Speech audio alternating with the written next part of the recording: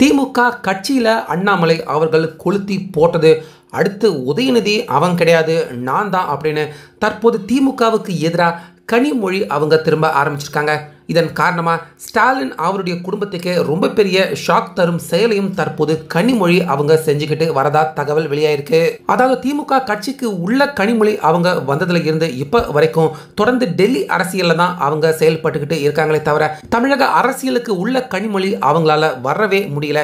இப்படி இருக்க 2026 சட்டமன்ற தேர்தலில் இருந்து நம்ம தமிழக அரசியலுக்கு உள்ள வர முடிவு எடுத்திருக்காங்க கனிமொழி.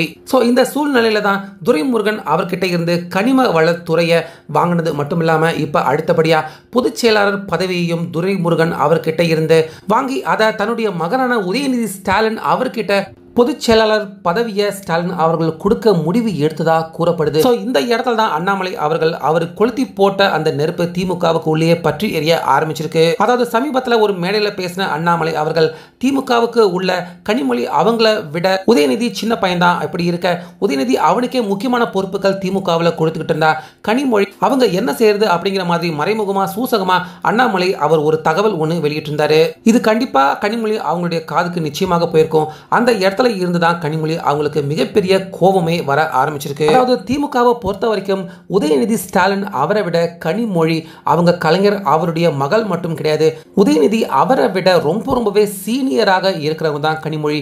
இப்படி இருக்க அடுத்தடுத்து துணை முதல்வர், அடுத்து இப்ப பொதுச் செயலாளர், இப்படி அடுத்தடுத்துன்னு எல்லா முக்கியமான பதவியும் தன்னுடைய மகனுக்கே ஸ்டாலின் அவர்கள் கொடுத்துக்கிட்டு இருக்காரு.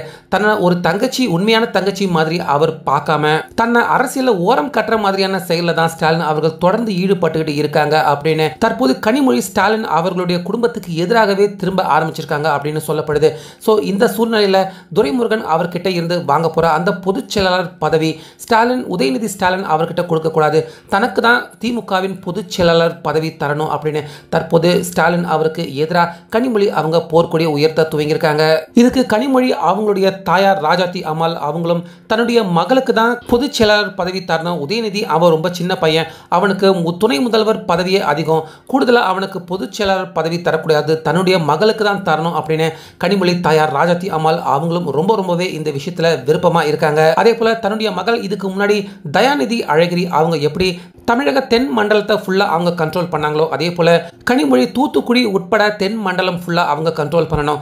அதுக்கு திமுகவின் பொதுச் செயலாளராக அவங்க மாறினாதான் கனிமொழி அவங்க திமுகவில் நல்ல வளர்ச்சி பெற முடியும், திமுகவின் பல அதிகாரங்கள் அவங்க கைக்கு வரும். தொடர்ந்து இதே மாதிரி தமிழகத்தை விட்டு தாண்டி வெளியே அரசியல் கனிமொழி அவங்க செய்ய விரும்பல. இதனால திமுகவின் அடுத்த பொதுச் செயலாளராக கனிமொழி அவங்க வர்றதுக்கான காய்களை நகர்த்திக்கிட்டு இருக்காங்க. ஸோ துரைமுருகன் அவர்கிட்ட இருந்து பொதுச் செயலாளர் பதவி பறிக்கப்படும் பட்சத்தில் துரைமுருகன் அதே போல செந்தில் பாலாஜி, பொன்முடி இப்படி அமைச்சர் பதவி இழந்தவங்க எல்லாருமே கனிமொழி அவங்களுக்கு ஆதரவாக அவங்க பின்னாடி இருக்க முடிவு எடுத்திருக்காங்க. இதனால தன்னுடைய மகனை பொதுச் செயலாளராக ஆக்க முடியாம கனிமொழி அவங்களுக்கு முழு மனசா பொதுச் செயலாளர் பதவியை கொடுக்க முடியாம என்ன செய்யறது அப்படின்னு தெரியாம முதல்வர் ஸ்டாலின் அவர்கள் திக்குமுக்கு ஆடி போயிருக்காரு. ஸோ கரெக்டான நேரத்தில் அண்ணாமலை அவர்கள் கொளுத்தி போட்ட இந்த விஷயம் கரெக்டாக திமுகவுக்கு உள்ள வேலை செய்ய ஆரம்பிச்சிருக்கு.